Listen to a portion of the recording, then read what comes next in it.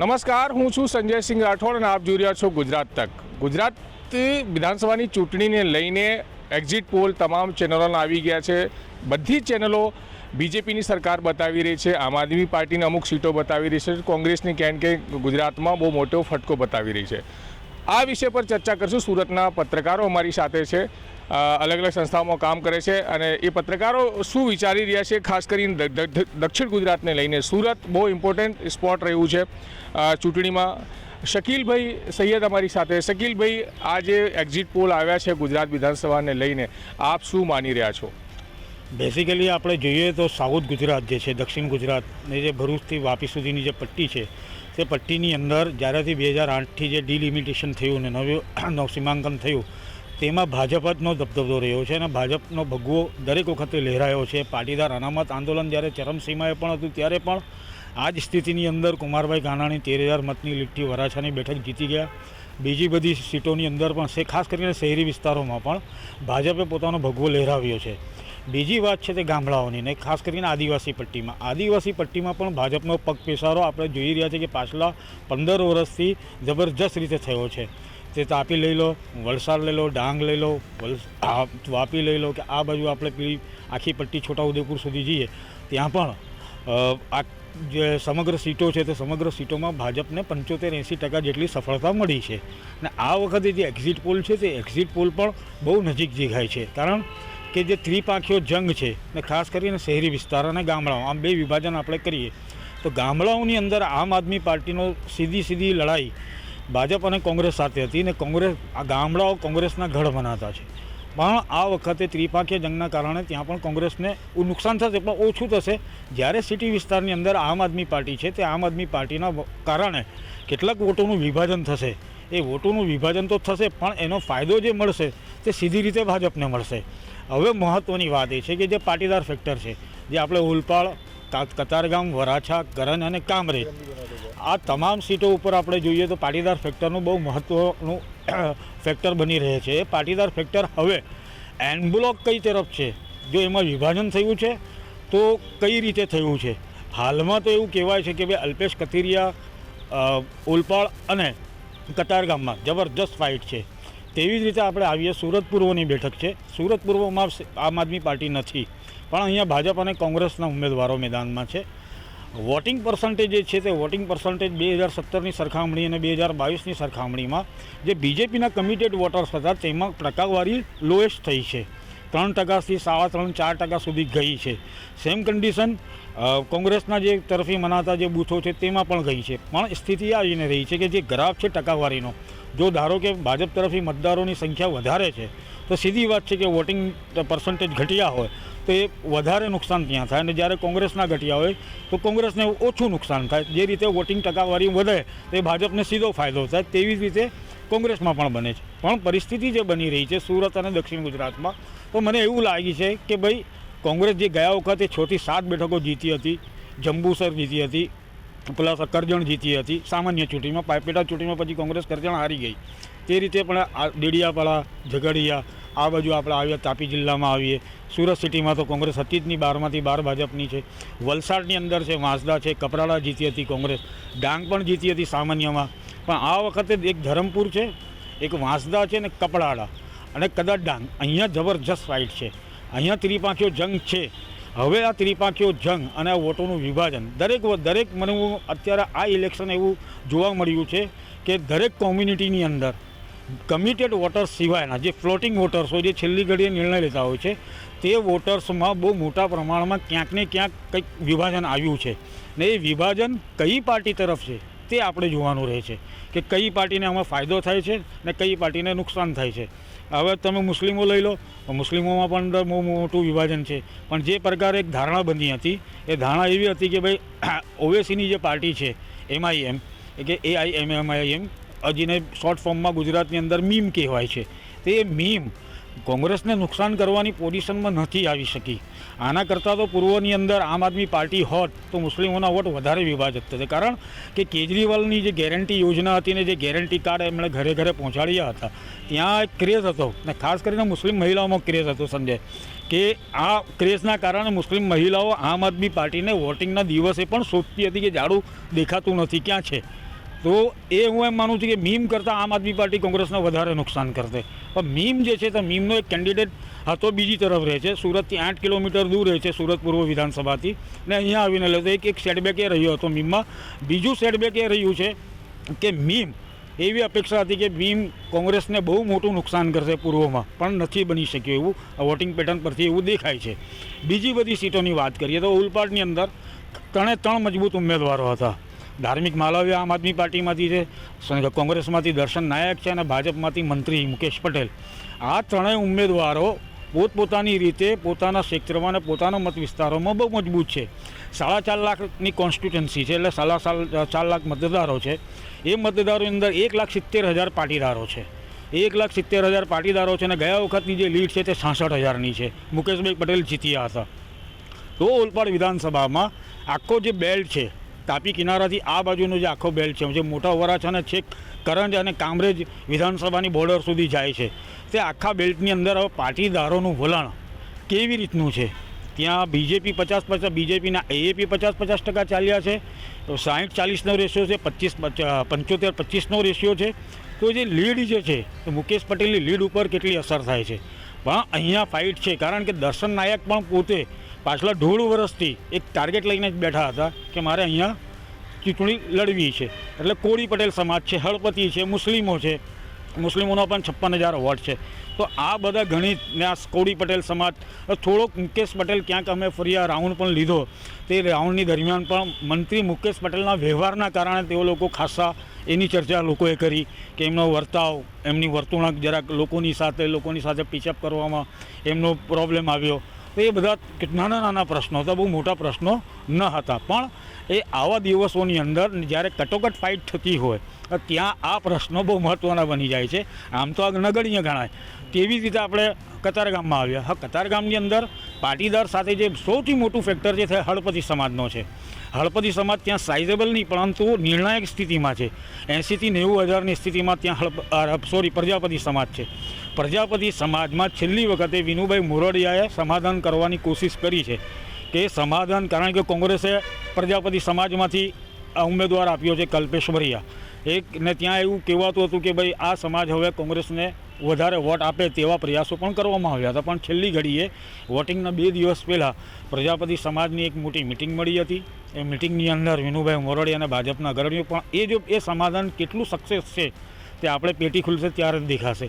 તો હવે વરાછામાં આવ્યો 13,000ની જે લીડ છે સંજય, 13,000ની લીડ એ પાટીદાર અનામત આંદોલનના કારણે કોંગ્રેસની મળી હતી.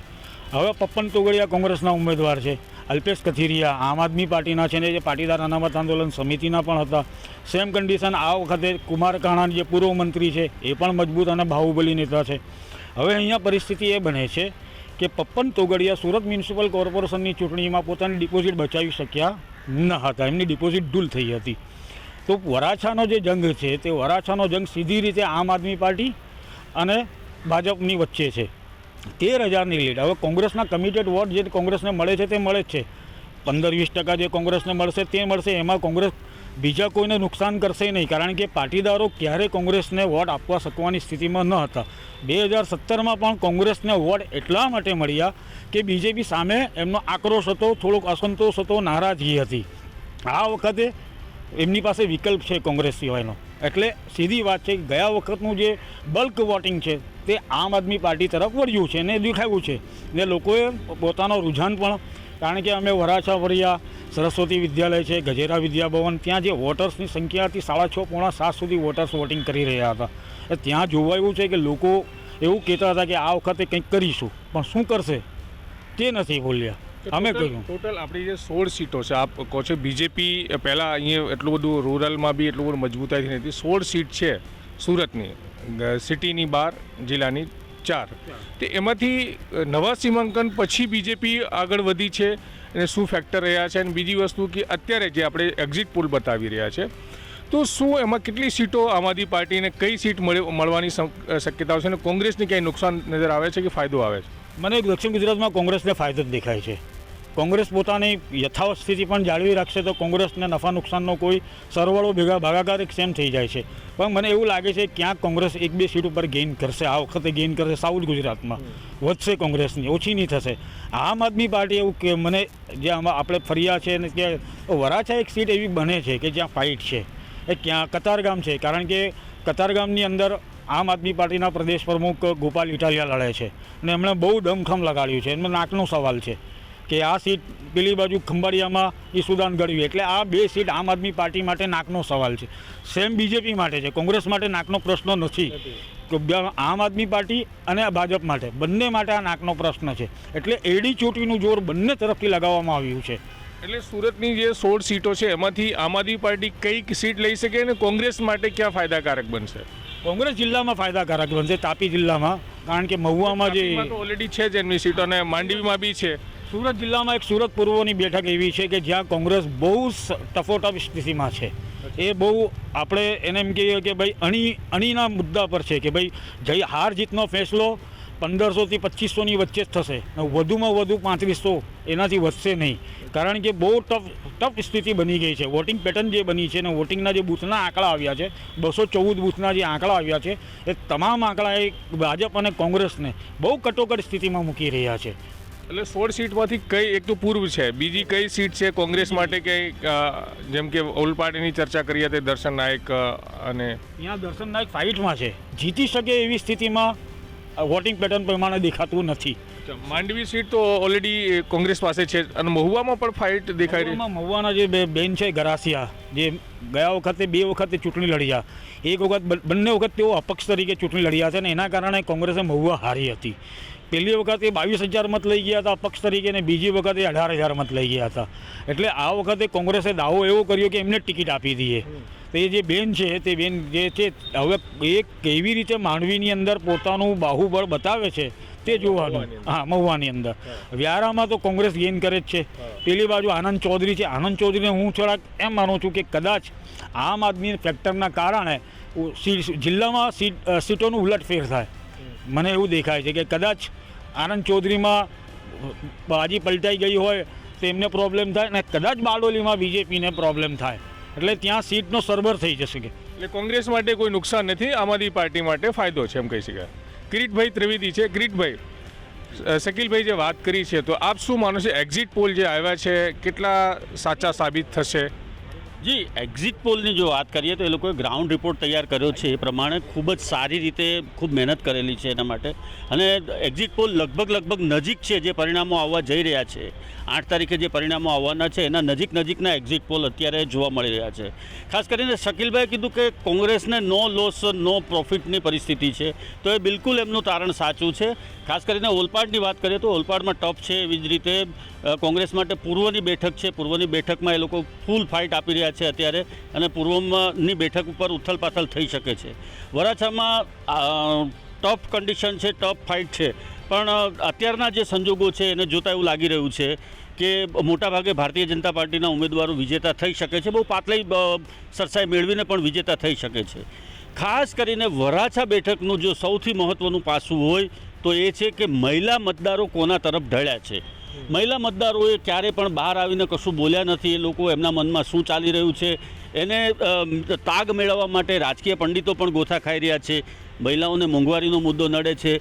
પાસ આંદોલન દરમિયાન પોલીસે જે અમાનુષી અત્યાચાર ગુજારેલો હતો, છોકરાઓ ઉપર લાઠીઓ વરસાવી હતી, એ વસ્તુ કેટલી એ લોકોના મગજમાં છે. હજી મોંઘવારીનો મુદ્દો છે, એ વસ્તુ કેટલી અસર કરે છે. મહિલા મતદારો જેના તરફ જશે વરાછા બેઠક ઉપર, એ બેઠક જે મહિલા મતદારો અને યુથનું મોટાભાગનું જે વલણ છે એ વરાછાની અંદર, જે આપણે એમ કહી શકીએ કે 18થી 30 વર્ષની ઉંમરના જે મતદારો છે એ લોકો બધા જ મોટાભાગે આમ આદમી પાર્ટી સાથે, અલ્પેશની સાથે જોડાયેલા હતા. પાટીદાર મતદારોનું ત્યાં વિશેષ મહત્ત્વ છે, એ લોકોનું પ્રભુત્વ છે.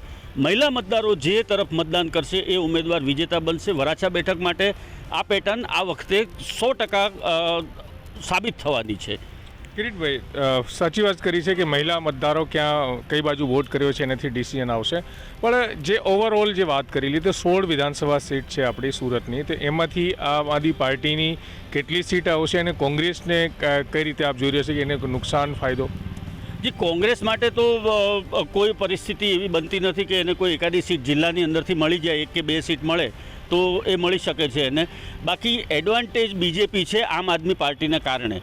જ્યાં પણ કોંગ્રેસના ઉમેદવારો ફાઇટ આપી શકવાની સ્થિતિમાં હતા અથવા તો ફાઇટ આપી શકે એવી પરિસ્થિતિ હતી, એન્ટી ઇન્કમ્બન્સીનો જે 5%નો નેચરલ સ્વિંગ હોય છે, સત્તાધારી પક્ષની સામેથી જે વિરુદ્ધના જે 5% મત હોય છે, એ મત સીધા સ્વિંગ થઈ અને આમ આદમી પાર્ટીમાં જતા રહે તો દેખીતી રીતે જ એનો સીધો લોસ કોંગ્રેસ પાર્ટીને છે. કોંગ્રેસ, હું તો એટલે સુધી કહીશ કે જે સુરતની 12 સીટો છે એમાંથી 1 કે 2 બેઠકો એવી પણ છે કે જેમાં કોંગ્રેસ પોતાની ડિપોઝિટ ગુમાવશે. કદાચ પહેલી વખત બનશે આ ઇતિહાસમાં, વિધાનસભાના ઇતિહાસમાં કદાચ પહેલી વખત બનશે સુરત શહેરની અંદર કે કોંગ્રેસ 1 કે 2 બેઠક ઉપર પોતાની ડિપોઝિટ પણ ગુમાવશે. એટલી ટફ ફાઇટ આમ આદમી પાર્ટી અને બીજેપી વચ્ચે થઈ છે. અને નેચરલ સ્વિંગ જે આપણે વાત કરીએ છીએ કે સ્વિંગ, જે એન્ટી ઇન્કમ્બન્સીનો જે સ્વિંગ આવે છે, એ સ્વિંગનો સીધો બેનિફિટ આમ આદમી પાર્ટી લઈ જશે અને એડવાન્ટેજ બીજેપીને રહેશે એવું અત્યારના તબક્કે અત્યારનું જે ચિત્ર ઉપસી રહ્યું છે એ ઓવરઓલ લાગી રહ્યું છે. કામરેજની અંદર પણ ફાઇટ છે, પણ કામરેજની અંદર પરિણામ ભારતીય જનતા પાર્ટી તરફ આવશે એવું અત્યારનું ચિત્ર લાગી રહ્યું છે. પૂર્વમાં શકીલભાઈએ કીધું કે ભાઈ એ ફાઇટ વધારે ટફ ફાઇટ છે ત્યાં, અને ત્યાં પણ 1500થી 2500 3500 મતની હારજીત થઈ શકે છે. સેમ પરિસ્થિતિ લિંબાયતની અંદર છે. લિંબાયતની અંદર પણ મતદાનની પેટર્ન જોતાં ભારતીય જનતા પાર્ટીના જે ઉમેદવારો છે અથવા એના સમર્થકો છે એની પણ ઊંઘ ઉડી ગઈ છે અત્યારે કે લિંબાયતની અંદર પણ કંઈક નવા જૂની થઈ શકે છે જો મતદારો એક તરફી વળ્યા અને એક તરફી જ જો એ લોકોનું મતદાન ચાલુ હશે અથવા તો બૂથ મતપેટી ખોલ્યા પછીનું ચિત્ર શું છે. હું આપને જણાવું કે અગાઉની જે એક ઇલેક્શન હતી એમાં સંગીતા પાટીલ ખૂબ પાછળ ચાલી રહ્યા હતા, જીત્યા હતા, છેલ્લે જીત એમની જ થઈ હતી. આ વખતે પણ લિંબાયતની સીટ પણ નાજુક મોડ ઉપર છે, જે રીતે પૂર્વની અંદર છે એ જ રીતના છે. પશ્ચિમની અંદર થ્રુઆઉટ પૂર્ણેશભાઈ માટે કોઈ એવા હર્ડલ્સ મોટા નથી. બાકીની મજૂરાની બેઠક તો મજૂરામાં પણ હર્ષ સંઘવી છે, મજબૂત ઉમેદવાર છે, એટલે એના માટે પણ કોઈ પ્રશ્ન નથી. બીજેપીની સેફ સીટ છે. તો લિંબાયતની એક સમીકરણ કિરીટભાઈ જે વાત કરી, લિંબાયતમાં સંગીતા પાર્ટીની લીડ છે 30,000 થી 35,000 વચ્ચેની લીડ રહી હતી ગઈ ચૂંટણીમાં. તો એ સમીકરણ કઈ રીતે બેસશે? કેમ કે આમ આદમી પાર્ટી તરફ કેમ કે AIMMનો કેન્ડિડેટ બી હતો, ત્યાં કોંગ્રેસનો ગોપાલ પાટીલ જે કેન્ડિડેટ છે, તો એ સમજાતું નથી. એ ગણિત જરાક મને બતાવો. જી, જો એમાં સીધી વાત છે કે તમે જ્યારે સંગીતા પાટીલની વિરુદ્ધમાં એક વસ્તુ તો યાદ રાખો કે બેનરો દરેક વિસ્તારની અંદર લાગ્યા હતા. લિંબાયતના ગલી સોસાયટીઓમાં, નાકા મોહલ્લા ઉપર કે સંગીતા પાટીલને તમે ટિકિટ આપશો તો અમે લોકો એના વિરુદ્ધમાં મતદાન કરીશું, આવા બેનરો લાગ્યા હતા. એક વસ્તુ છે કે પ્રજાની અંદર એની સામે વિરોધ છે. બીજી વસ્તુ છે કે જે મુસ્લિમ મતદારો છે એ મુસ્લિમ મતદારો વધીને કોંગ્રેસ અને ઓવેસીના પાર્ટીની અંદર એમાં મતદાન કરે એ વસ્તુ શક્ય છે. બીજું, ત્યાં લિંબાયતની અંદર પણ પાટીદાર મતદારો છે. પાટીદાર મતદારોનું થોડું પ્રભુત્વ આ બાજુના પર્વતથી પાછળના ભાગમાં જે લાગે છે ત્યાં પણ છે. તો આમ આદમી પાર્ટી પણ ત્યાં વોટ બગાડશે, તો એ બધા જ વોટ ભાજપના બગડશે. મુસ્લિમ મતદારો કોઈ દિવસ ભારતીય જનતા પાર્ટીની સાથે ઊભા નથી રહેવાના, એ મત એને મળવાના નથી. એટલે આ જે ટફ ફાઇટ છે એ ત્રિપાંખીયો જંગ દેખીતી રીતે નથી લાગતો, પરંતુ જે રીતે સંગીતા પાટીલની સામેનો વિરોધ છે, જે રીતે એની સામે લોકોમાં રોષ જોવા મળી રહ્યો છે, એમણે છેલ્લા 5 વર્ષ દરમિયાન કરેલી કેટલીક કામગીરીઓ, એની અંદર લોકોનો રોષ છે, સ્થાનિક લોકોનો જે રોષ છે એ કશે ને કશે બેલેટ પેપર ઉપર જોવા મળે એવું લાગી રહ્યું છે.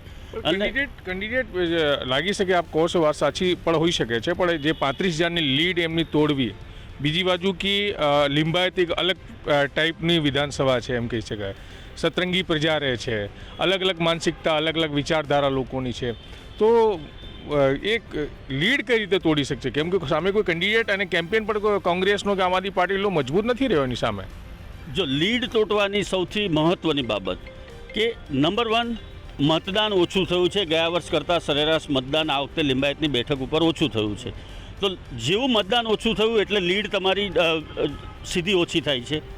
બીજી વસ્તુ કે મુસ્લિમ બૂથોના જે મતદાન છે એ મતદાનના આંકડાઓ તમે ચેક કરો, ત્યાં ઓન એન એવરેજ જે મતદાનની જે ટકાવારી જોવા મળી રહી છે, મુસ્લિમ મતદારો જે છે એ વિસ્તારના ઊંચા એવરેજને કારણે આ મત તમને વધારે એની એવરેજ જળવાઈ રહી છે.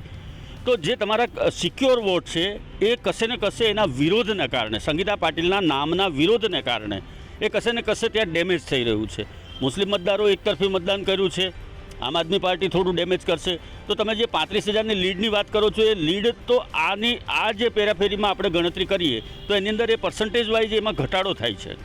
લીડ 35,000ની આવે એવું કોઈ સંભાવના લિંબાયતની બેઠક ઉપર નથી. લિંબાયતની બેઠક ભારતીય જનતા પાર્ટી બચાવી રાખે અથવા કસોકસ આવીને ઊભા રહે કે 2-5 હજાર મતની હાર જીત થાય એવી સંભાવનાઓ અત્યારના તબક્કે જે મતદાનની પેટર્ન જોતા લાગી રહ્યું છે. બિલકુલ. તેજસ મોદી છે. તેજસભાઈ, આજે વરિષ્ઠ પત્રકાર મિત્રો જે વાત કરી છે એક્ઝિટ પોલને લઈને, આપ શું કહેશો, શું માનો છો? જો એક વસ્તુ સૌથી મહત્ત્વની આ વખતે એ છે કે મતદાન ખૂબ ઓછું થયું છે. એ ખૂબ જ ગંભીર વિષય છે, કારણ કે જે પ્રકારના પ્રયાસો હતા, જે પ્રકારનો માહોલ હતો, અને ભાજપ 149નો જે રેકોર્ડ છે તે તોડવાની વાત કરતી હતી, પરંતુ જે રીતનું મતદાન થયું છે, મતદાન જોતાં આ રેકોર્ડ તૂટતો હોય એવું લાગતું નથી. આ રેકોર્ડ નહીં તૂટે. અને જ્યાં સુધી વાત છે તમે એક્ઝિટ પોલની કહો, તો મેં જે એક્ઝિટ પોલ જોયા છે તેમાં એક સ્પષ્ટ તારણ એવું દેખાઈ રહ્યું છે કે ભાજપને 115થી 125ની આસપાસ સીટો મળશે અને કોંગ્રેસને 50ની આસપાસ ઓલ ઓવર ગુજરાતમાં સીટો મળશે. આમ આદમી પાર્ટી કોંગ્રેસને નુકસાન કરશે અને જેના કારણે ભાજપને ફાયદો થશે. કેટલીક સીટો ઉપર જરૂરથી વરાછાની જે વાત થઈ છે, હું સુરતમાં ફક્ત વરાછાની બેઠકને જ એક ક્રિટિકલમાં મૂકું છું. એ સિવાય બીજી કોઈ બેઠકને હું આમ આદમી પાર્ટી માટે ક્રિટિકલ મૂકતો નથી. આ એક સીટ એવી છે જ્યાં આગળ ખૂબ જ જબરજસ્ત ફાઇટ હતી અને બંને ઉમેદવારો જબરજસ્ત ટળ્યા હતા. રહી વાત કતારગામની, તો કતારગામની અંદર 100% જે પ્રજાપતિ સમાજના વોટ છે 65,000 વોટ છે અને પાટીદારોના જે વોટ છે તે 85,000ની આસપાસ છે અને આસપાસ બીજી બધી જ્ઞાતિઓ છે તેના વોટ છે. પણ હું એવું માનું છું કે આખું ઇલેક્શન છે નરેન્દ્ર મોદીના ચહેરા પર લડાયું છે અને નરેન્દ્ર મોદીના જે કેમ્પેન રહ્યા, જે પ્રવાસ રહ્યા અને જે એમને છેલ્લે સુરતમાં જ રાતવાસો કર્યો હતો, સુરત સર્કિટ હાઉસમાં રોકાયા હતા અને તે દિવસે જે પણ લોકો સાથે વાતચીત એમને કરવાની હતી, જે પ્રયાસો કરવાના હતા, જે કહેવાનું હતું, જે કરવાનું તે બધું કર્યું. એટલે હું એવું માનું છું કે જરૂરથી ઉમેદવાર પ્રત્યે જરૂરથી નારાજગી હતી અને ઉમેદવારો પ્રત્યે નારાજગી હોવાના કારણે પણ વોટિંગ ઓછું થયું છે એવું હું માનું છું. પરંતુ બેઠકોની જ્યાં સુધી વાત છે ત્યાં સુધી હું સ્પષ્ટપણે માનું છું કે 10 જે સુરત શહેરની 12 બેઠક છે એમાંથી 2 કે 3 બેઠક છે જ્યાં આગળ ભાજપ માટે તકલીફ છે. બાકીની 9 બેઠક સ્ટ્રેટ ફોરવર્ડ ઓછા માર્જિનથી પણ ભાજપ જીતી જશે. જે 3 બેઠક કઈ હશે? 3 બેઠક જ કહી રહ્યો છું આપને કે એ 3 બેઠકની અંદર એક સુરત પૂર્વ છે, એક ઓલપાડ છે અને બીજી વરાછા છે. આ 3 બેઠક જેમાંથી કોંગ્રેસ માટે 2 બેઠક અને વરાછા એ 1 બેઠક. આ 3 બેઠક આમ આદમી પાર્ટી માટે આ 3 જ બેઠક મને દેખાઈ રહી છે. એ સિવાય બીજી બેઠકમાં જરૂરથી નારાજગી છે, ઉમેદવારોનું જે બિહેવિયર છે, ખાસ કરીને કોરોના વખતનું લોકોને યાદ છે લોકો. પરંતુ જ્યારે વોટિંગની વાત આવે, કારણ કે સ્પષ્ટપણે છે કે નરેન્દ્ર મોદી સીધા મેદાનમાં હતા અને નરેન્દ્ર મોદી સામે કોંગ્રેસ શું સ્થિતિમાં છે આપણે સૌ જાણીએ છીએ, આમ આદમી પાર્ટી શું સ્થિતિમાં છે આપણે જાણીએ છીએ. એટલે હું એવું માનું છું કે અને આ સિટીની વાત છે, રૂરલની 4 બેઠક છે, એમાંથી જરૂરથી માંગરોળ તો સ્ટેટ ફોરવર્ડ ગણપત વસાવા જીતે છે.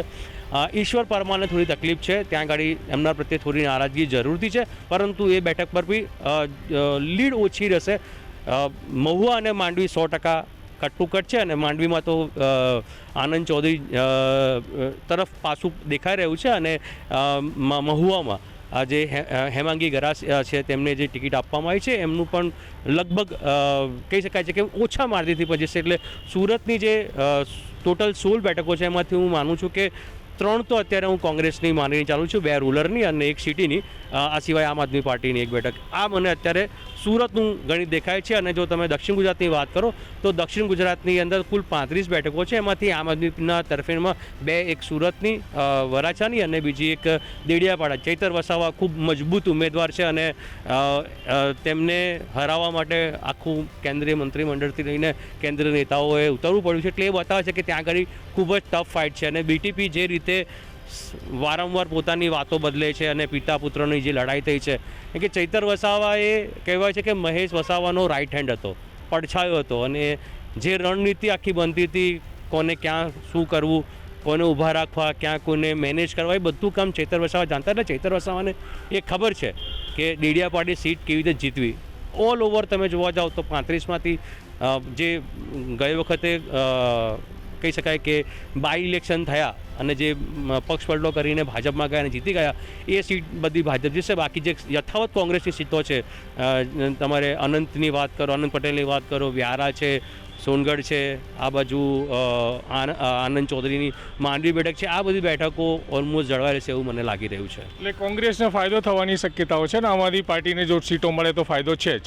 જરૂરથી આમ આદમી પાર્ટી કોંગ્રેસને સીધું નુકસાન કર્યું છે, એમાં કોઈ બે મત નથી. તમે જો રિઝલ્ટ આવશે ત્યારે તમે જે ડિફરન્સ જોશો ને તો તમને ડિફરન્સથી એ ખ્યાલ આવી છે કે જ્યાં આમ આદમી પાર્ટીના જે વોટ ગયા છે ને એમાં તમે થોડા વોટ તમે સરપ્લસ કરશો ને એટલે એ તમારું જીતનું ને હાથનું માર્જિન હશે. એટલે એ બહુ સ્પષ્ટ છે કે આમ આદમી પાર્ટી એ જીતવાનું નહીં પરંતુ કોંગ્રેસ ને હરાવવાનો પ્રયાસ કર્યો જેવું સ્પષ્ટપણે દેખાઈ રહ્યું છે. પણ ઓવરઓલ પર્સન્ટેજ ઓફ વોટ છે એ એટલા માટે સંજયભાઈ જરૂર કે ગઈ વખતે 2017માં ઓલ ઓવર ભાજપને 49% વોટ મળ્યા હતા અને 99 સીટો આવેલી હતી. એની સરખામણીમાં કોંગ્રેસને 42% વોટ મળ્યા હતા અને 77 બેઠકો આવી હતી.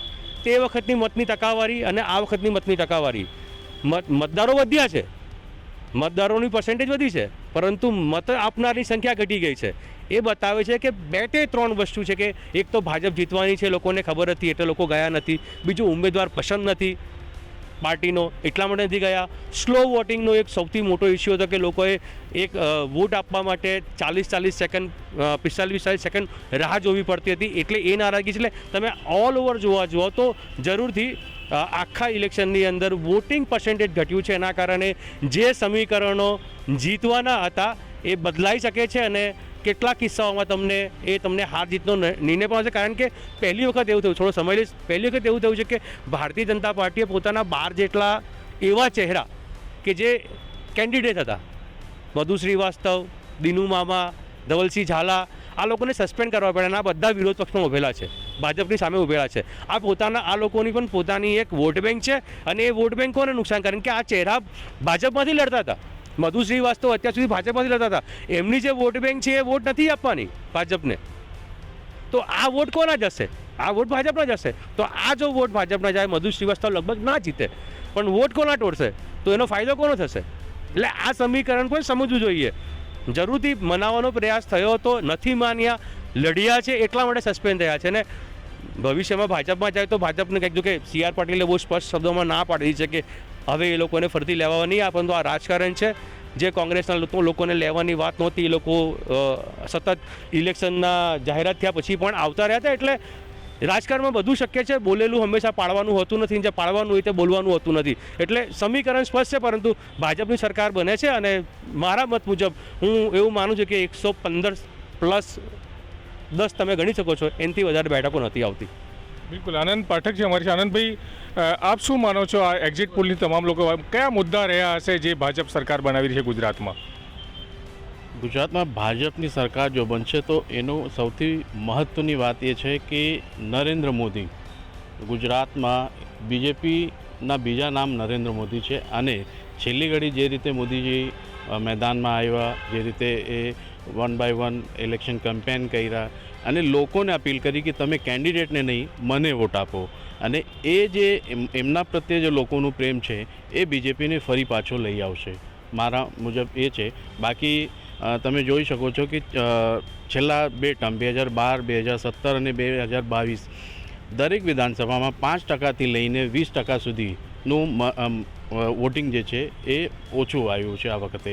એટલે મતદારો વધ્યા છતાં વોટિંગ ડાઉન થયું. એનું કારણ એ છે કે નારાજગી હશે, પાર્ટી પ્રત્યે હશે, એન્ટી ઇન્કમ્બન્સી પણ હશે. પણ ઓવરઓલ લાસ્ટ જે વોટિંગ કેમ્પેનિંગ થયું છે એ મોદીના લીધે બીજેપી ફરી પાછો ગુજરાતમાં સરકાર બનાવશે એવું મારું માનવું છે. સીટોની વાત કરી લઈએ આપણે, જે બધા મિત્રોએ વાત કરી કે 16 સીટમાંથી આમ આદમી પાર્ટીને સુરતમાંથી એકાદ, તેજસભાઈ વાત કરી કે 1 મળશે અને શકીલભાઈએ વાત કરી, કિરીટભાઈ વાત કરી કે 2 સીટ મળશે આપને.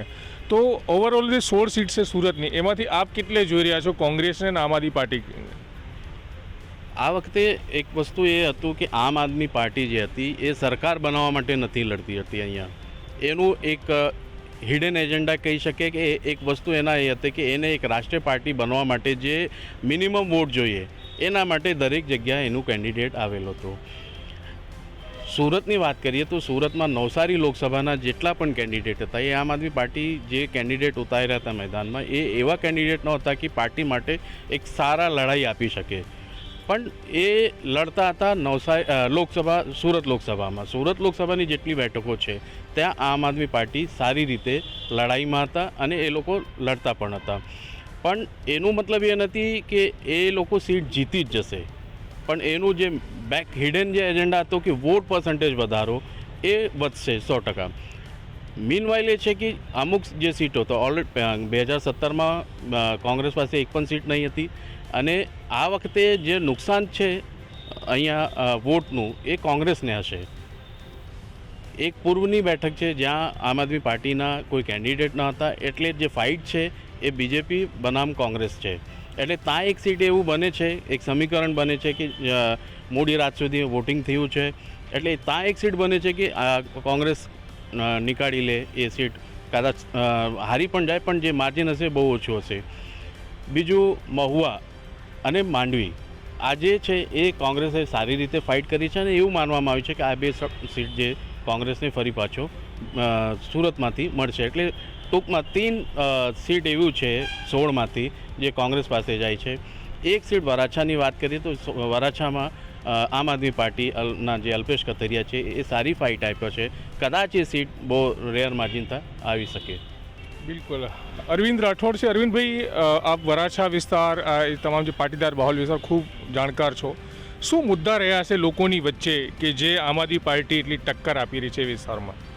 ખાસ કરીને અત્યારે નવા મતદારો અને જે પ્રમાણે આમ આદમી પાર્ટીનું એટલે કે અરવિંદ કેજરીવાલનું જે ગેરંટી કાર્ડ અને બેરોજગારી જેવા એટલે અનેક મુદ્દાને લઈને જે પેન્શન આપવાની વાત કરી હતી, એટલે અનેક જે અરવિંદ કેજરીવાલ જે સુપ્રીમો છે આમ આદમી પાર્ટીના તેને લઈને પ્રભાવિત થઈને યુવા મતદાર ખાસ કરીને વરાછા વિસ્તારના હોય, કતારગામના, એ ચોક્કસ આમ આદમી પાર્ટી તરફ વળ્યા છે. અને ઓલ ઓવર ગુજરાતની જો વાત કરીએ તો ગુજરાતમાં જે રીતે એક્ઝિટ પોલ આવી રહ્યા છે એવી સ્થિતિ હું વ્યક્તિગત મારું માનવું છે કે એવી સ્થિતિ નહીં થાય, કારણ કે જે પ્રમાણે અગાઉ લડાતી હતી ચૂંટણીઓ વિકાસના મુદ્દા હોય, પણ આ વખતે જોવા જાય તો મુદ્દા ચૂંટણીના લઈને લોકોને કઈ રીતની તકલીફ હતી, કઈ રીતે કોરોનામાં હેરાન થયા છે, જે રીતનું આર્થિક છે બહુ રોજગારી નથી, નવા વોટરો મતદાતાનું એક નિરાશાજનક મતદાન કહી જાય છે.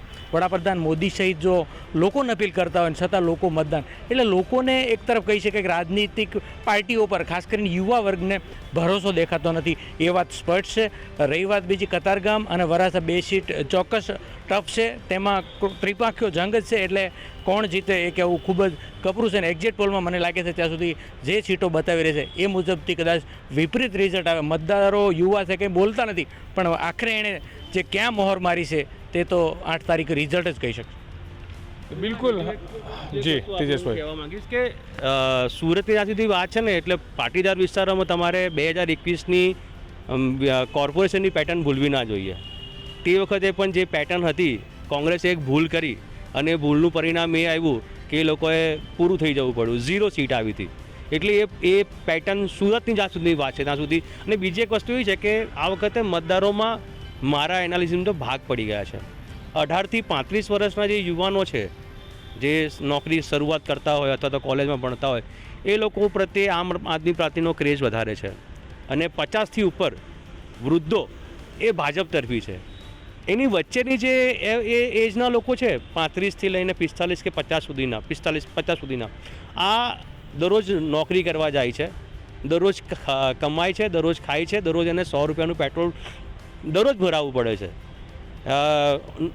પ્રમોશન આવે છે પણ પગાર વધતો નથી, પગારના જે પ્રોબ્લેમ્સ છે. એટલે આ બધી વસ્તુઓના કારણે એ મૂંઝવણમાં હતો કે મારે આમ આદમી પાર્ટીના જે વાયદાઓ છે, વીજળીનો હોય, શિક્ષણનો હોય, આરોગ્યનો હોય, એને વોટ આપવો કે પછી મારે જે વિકાસની ગાથા ચાલી રહી છે ભાજપની એને વોટ આપવો. કોંગ્રેસ છે જ નહીં, કોંગ્રેસ લડી જ નથી. ઉમેદવારો પોતાના દમ પર લડ્યા છે. ઓલપાડની અંદર દર્શન નાયક પોતાના દમ પર લડ્યા છે અને અસલમ સાયકલવાલા પોતાના દમ પર લડ્યા છે. કોંગ્રેસ પાર્ટી લડી જ નથી. પૈસા ખવાઈ જવાનો તો આક્ષેપ થાય છે કોંગ્રેસની ઉપર. એટલે જે મારું અનુમાન છે કે જો રહી વાત કોર્પોરેશનની પેટર્નની, તો જો કોર્પોરેશનની પેટર્ન પ્રમાણે વોટિંગ થાય તો 5માંથી 4 સીટ આમ આદમી પાર્ટી લઈ જાય. આ તો એક વાત છે. સંજય, આમાં બીજો એક આપણે વેરિફિકેશન હું કરીશ આમાં એક અપડેટ કે અમે ઘણું બધું ફર્યા, ઘણા બધા એસોસિએશન્સને પણ મળ્યા હતા ડાયમંડના એસોસિએશનને પણ મળ્યા હતા. અમે મોટા હોદ્દેદારો નામ નથી લેતો એસોસિએશનનું પણ ત્યાં અમે બેઠા, તેમની સાથે વાતચીત કરી, લાંબી વાતચીત કરીને એ વાતચીતની અંદર છેવટે એમનાથી કહેવાયું કે હું બીજેપીનો છું, હું ભાજપને વર્ષોથી વોટ આપતો આવ્યો છું, પણ મારા ઘરમાં ફ્રેક્ચર છે, મારા બાળકો એમ કહે છે કે હું અમે આમ આદમી પાર્ટીને વોટ. એટલે અહીંયા જોઈ લો કે બાળકો 3 છે, બાપો 1 છે. એટલે અહીંયા વોટિંગ રેશિયો આપણે પકડીએ છીએ કે પાપા કહે છે કે ભાજપ, ની બાળકો 2 છે તો બંને બાળકો કહે છે કે અમે આમ આદમી પાર્ટીને આપીશું. વાત એવી છે. બીજી વાત કે કારખાનાના માલિકો પ્યોરલી બીજેપી તરફ હતા, એમાં કોઈ શંકાને સ્થાન નથી, પણ કારીગર વર્ગ છે તે બહુ મોટી જથ્થામાં છે, માલિકો મુઠ્ઠીભર છે, કારીગરોનો જથ્થો મોટો છે ને ખરેખર એ લોકો વોટ આપવા નીકળ્યા છે. હવે આ કારીગરો જે રીતે તેજસે કહ્યું સંજય કે કેવી રીતે એ લોકો ફ્લોટિંગ કરે છે, એ કારીગરો ક્યાં જાય છે તે વરાછાની સીટ ઉપર અસરકારક રહેશે. ને મને એવું લાગે છે કે વરાછાની સીટ ઉપર જે અનામત આંદોલન, પાટીદાર અનામત આંદોલન થયું છે તેના ઘા હજુ પણ રૂઝાયા નથી.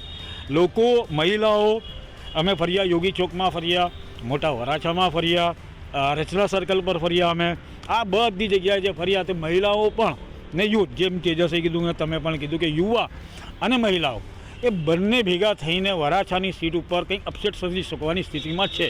પણ મુદ્દો જે છે તે વોટિંગ પેટર્ન. તો વોટિંગ પેટર્ન આ રીતે બને છે, એને ડિવાઇડેશન કરવું પડે, કારણ કે ત્રિપાખીયો જંગ છે ને આ એક કે બે કે જે કીધું ને કે ભાઈ ઓલપાડથી લઈને સીધી વરાછાની પટ્ટી કામરેજ કરણ સુધીની, એ ત્યાં સુધીની પટ્ટી પર જ આખી સ્થિતિ છે. કારણ કે પાટીદારોનો જો એન બ્લોક વોટિંગ એપી તરફ ગયું તો જે અરવિંદ કેજરીવાલનો દાવો છે કે અમે સુરતમાં 6 થી 7 સીટ જીતીએ છીએ તો સાચો પણ પડી જાય, કારણ કે એ લોકો 84 પણ જીતની માને છે, સુરત નોર્થ પણ જીતની માને છે, બરાબર ને આ તો છે જ, ઓલપાડ પણ જીતની માને છે, એ લોકો બધી જ માને છે, વરાછા, કતારગામ, કરણ ને બાકી બધી માને છે લોકો આજુબાજુની. તો આ સ્થિતિની અંદર આમ આદમી પાર્ટી પાછળ આ ગાડરિયો પ્રવાજો ચાલી ગયો ને સંજય, આ ગાડરિયો પ્રવાજો ચાલી ગયો તો પછી અહીંયાનું આખું ચિત્ર જ બદલાઈ જશે. પણ આપણે રાહ જોવી પડશે 8મી તારીખની.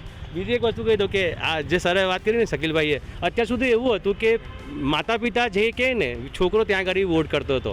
આ વખતે એવું થયું છે કે છોકરાએ માતા પિતાને કીધું છે કે આ વખતે આ પાર્ટીને વધુ નામ નથી આપતો, પણ જે હું કહું છું ને 18 થી 35 વાળું, માતા પિતા પર પ્રેશર કરેલું છે. અમને ઘણા બધા લોકોએ કીધું છે કે આ વખતે દીકરો આવું પ્રેશર કરે છે, શું કરીએ, આ સોશિયલ મીડિયા તો દાંત વાળ્યો, જે હોય તે જેને જે રીતે કેમ્પેન કર્યું. પણ વાત એ છે કે દર વખતથી આ વખત જે ઉલટી પેટર્નની વાત સ્પેસિફાઈ સુરતની વાત કરે છે, અને આ વખતે હું એવું માનું છું કે સુરત કરતાં ભાજપને વધારે ભરોસો અમદાવાદ પર છે, ને અમદાવાદની મોટાભાગની બેઠકો જીતી કે ગઈ વખતની ચૂંટણીની અંદર સિટી મતદારોએ, સિટીના મતદારોએ, અને ખાસ કરીને સુરતે 12 બેઠકો, 16માંથી 15 બેઠકો આપી હતી, અને એના કારણે જે લીડનો ડિફરન્સ રહ્યો હતો, આ વખતે બધો જે શ્રેય છે કદાચ અમદાવાદ પર જાય એવું લાગી રહ્યું છે. તો બિલકુલ, જ્યારે અમે ગુજરાત તક પર એકલા વાત કરતા હોય છે ત્યારે કદાચ તમારા મનમાં કન્ફ્યુઝન રહેતું હશે કે ગુજરાતમાં જે અમે બોલી રહ્યા છીએ, પરિણામો આપી રહ્યા, કદાચ થોડુંક ડોલમોલ બી હશે, પણ આ સુરતના દિગ્ગજ પત્રકારો છે, અલગ અલગ વિસ્તારોના જાણકાર છે, અલગ અલગ સીટોના જાણકાર છે. ગુજરાતના જે ઇલેક્શનને લઈને જે એક્ઝિટ પોલ આવ્યા છે એના ઉપર વાત કરી છે. સુરત, ગુજરાતની જનતા કઈ રીતના પરિણામ આપશે, કદાચ છેલ્લે તેજસભાઈએ વાત કરી છે, શકીલભાઈએ વાત કરી છે કે એક્ઝિટ પોલ પર ક્યાંય ને ક્યાંય ખોટા સાબિત થઈ શકે છે. સરકાર ભલે બીજેપી બનાવતી હોય એક્ઝિટ પોલમાં, પણ આમ આદમી પાર્ટી મોટી ટક્કર બીજેપીને આપશે એવો ચિત્ર સાફ દેખાઈ રહ્યો છે, એવો અનુમાન લગાવવામાં આવી રહ્યો છે. સંજયસિંહ રાઠોડ, ગુજરાત તક, સુરત.